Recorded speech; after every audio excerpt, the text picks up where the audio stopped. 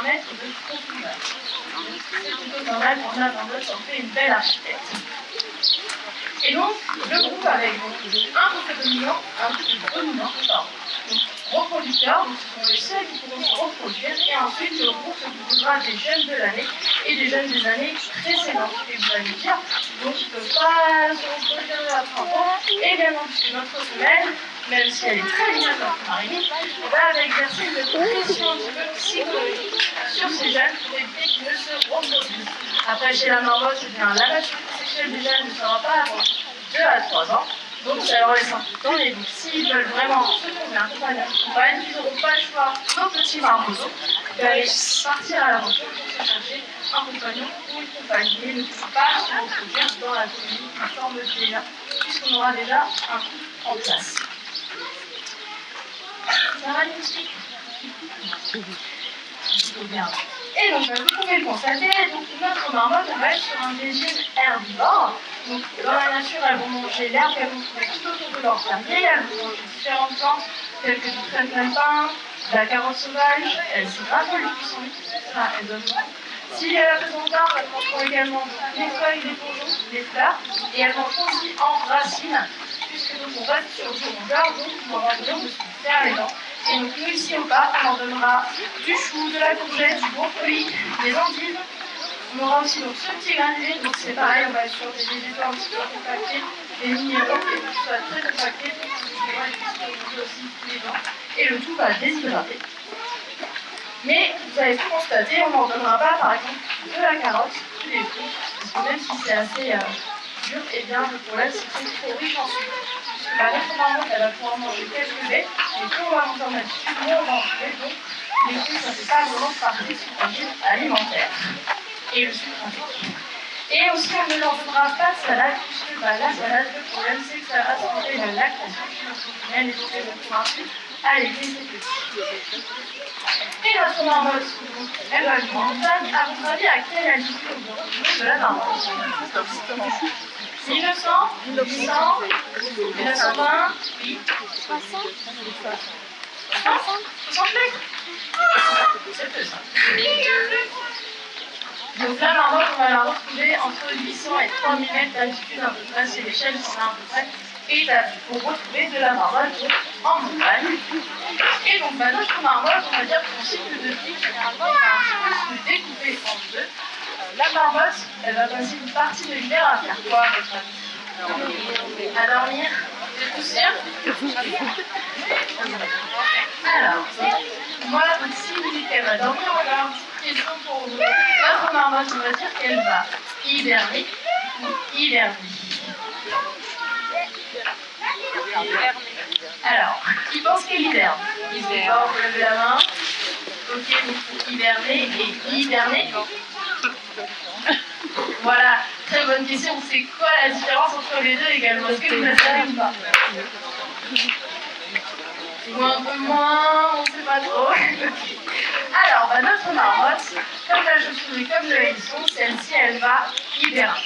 Mais avant d'hiberner, elle va quand même préparer cette hibernation. Puisque donc, celle-ci va avoir lieu, elle va s'endormir à partir de fin octobre.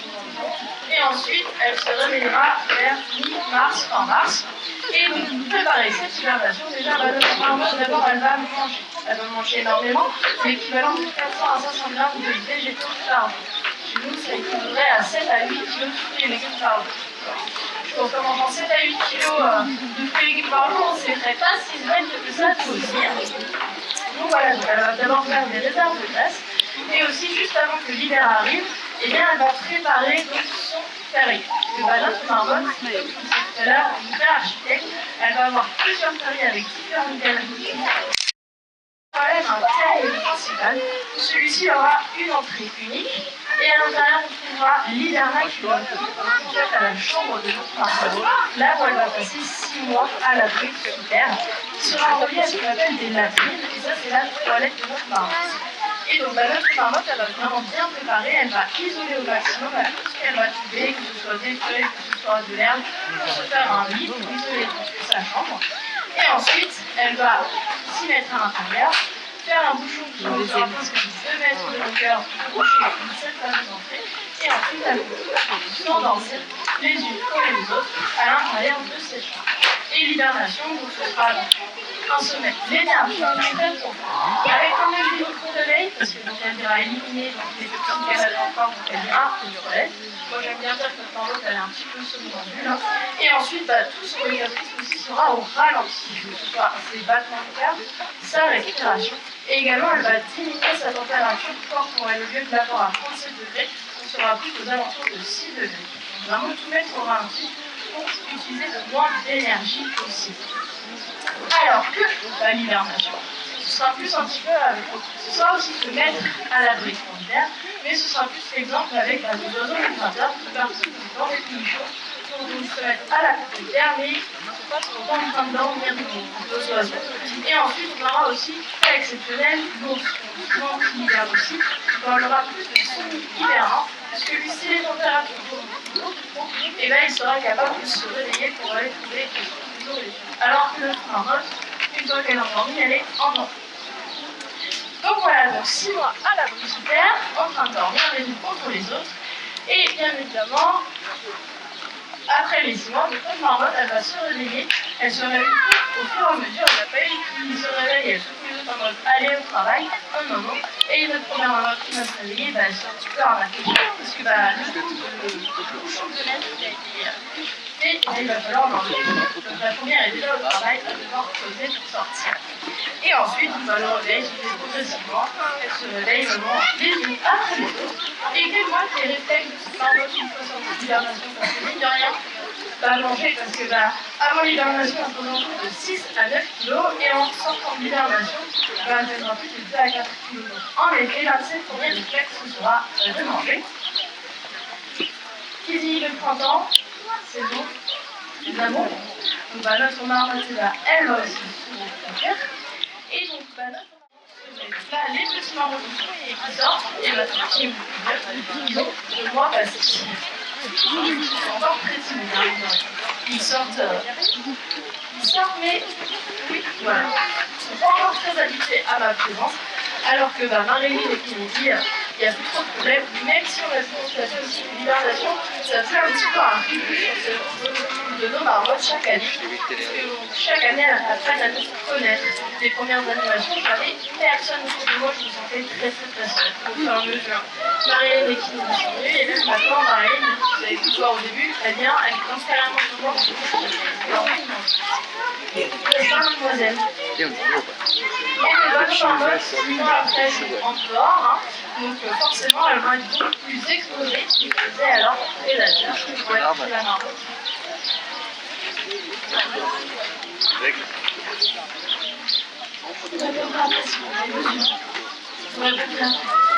Les aigles, oui. C'est ça la marmotte. Les loups, oui. Les patous, oui. Les chiens, oui. Ils sont pas loin. Le chat des Latis, le renard en effet.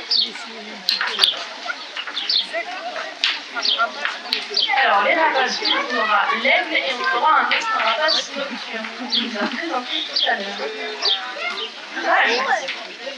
Le hibou grandit en effet. Le hibou grandit va être un des prédateurs de nos marmottes et il en restera un dernier.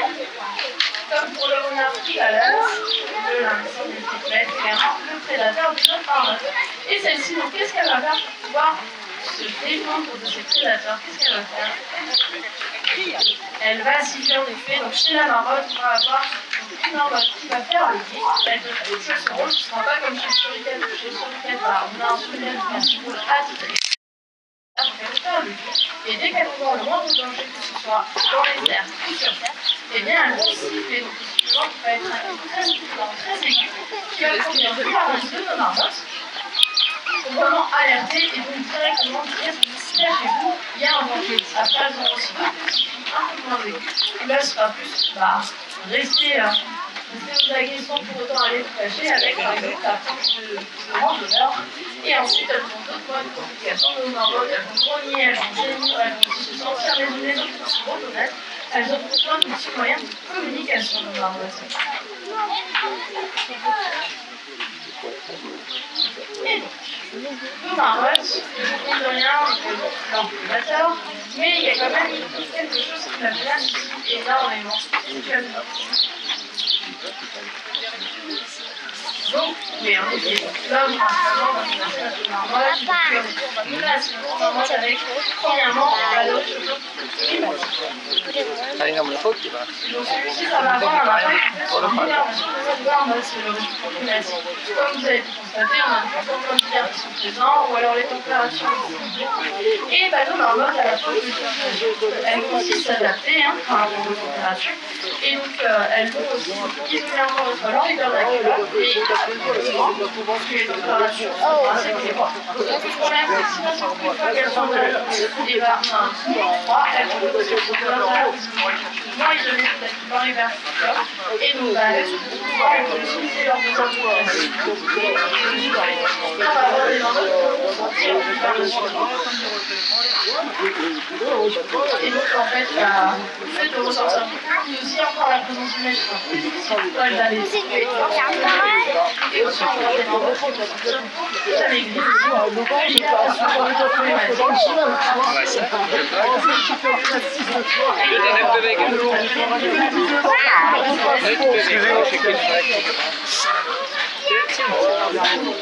Alors, qu'est-ce qui va encore impacter sur notre marmotte par rapport à les activités?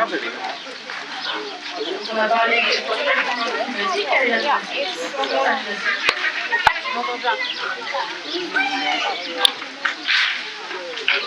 Le fait de les nourrir, oui. En effet, donc, le fait de les nourrir, ça va avoir deux impacts. Le premier, c'est que ça va réduire la vigilance de la marmotte quand on va les nourrir dans la nature. Et c'est l'un de nos mauvais réflexes, forcément, de les nourrir quand on est en randonnée. Et souvent, on n'a pas forcément un saut de légumes comme je l'ai là sur soi. Et on va les nourrir avec ce qu'on a, c'est une chose chimique. Et le problème, c'est qu'on va leur donner notre nourriture. Et beaucoup trop transformé. Et notre marmotte, le problème, c'est qu'elle peut souffrir de la maladie. Donc, c'est pour ça que généralement, lors de Noël, et donc du fait qu'on a une marmotte aussi avec une vigilance beaucoup plus petite, ça en fait de 3 fois plus facile pour ces prédateurs à attraper. C'est pour ça que généralement, je conseille de les nourrir dans la nature. Donc, en effet, ça va être problématique, le réchauffement. Qu'est-ce qu'on peut avoir d'autre? Madame, vous avez parlé des patous. En effet, forcément, le patou, c'est additionné parmi les prédateurs naturels. Avec les périodes estivales, le retour des troupeaux, le patou, après, il fait le travail, il garde les troupeaux. Mais avec des marmottes qui se baladent et qui font peur, et forcément, nous, patous, on va en trouver. Et puis, on se dit, ça, on peut bien regarder. Surtout, en plus, si sa vigilance est réduite pour notre marmotte, c'est beaucoup plus facile pour lui de la déranger. Et d'en faire son destin. En effet, et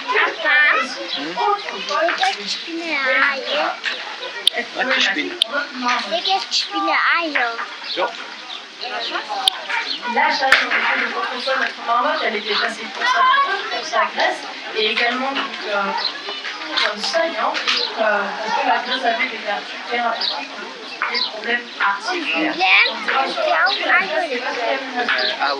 Donc la chasse est seulement Auch die fremde Nest. Nur die fremde Nest. Was ist das?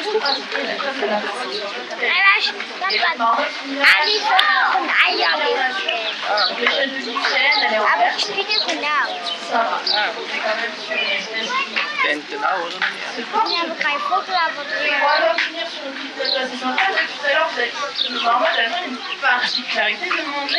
qu'est-ce que ça vous rappelle? Sécurité. Ça vous rappelle quelque chose en particulier, un autre animal peut-être? Non? Alors, je peux rappeler du lapin en présentation tout le monde, mais est-ce que vous en avez un autre qui est le lapin? Ah oui? Alors, elles vont se mettre aussi debout comme un suricate, mais pas le suricate. Le suricate n'est pas en malheureusement, le castor non plus. Le castor, lui, va dans l'eau et elle ne peut pas, elle n'a pas les pattes arrière. Les écureuils. Les écureuils, merci. C'est la vue en vie, c'est l'écureuil, puisque bon, ça paraît pas comme ça, mais la marmotte, c'est la cousine de l'écureuil. Elle fait partie de la même famille, la famille des suridés. Et en fait, ce qui les détermine, c'est qu'elles ont 7 doigts aux pattes avant, 5 doigts aux arrière comme nos écureuils. Et elles sont aussi capables de pouvoir grimper dans les arbres. Je vous rassure, moi aussi, j'ai vu des écureuils, la gravité, ça les rattrape très très vite. On peut assister à des petites planètes de marmotte de temps en temps. Mais elles sont capables de grimper dans ces arbres pour pouvoir manger les feuilles. Donc voilà. Mais c'est la cousine de l'écureuil, ou aussi la cousine du chien des prairies, si vous en avez déjà vu peut-être dans d'autres part. C'est beaucoup plus petit, un pelage beaucoup plus doré, mais ça ressemble beaucoup plus à la marmotte. Donc voilà, messieurs, dames.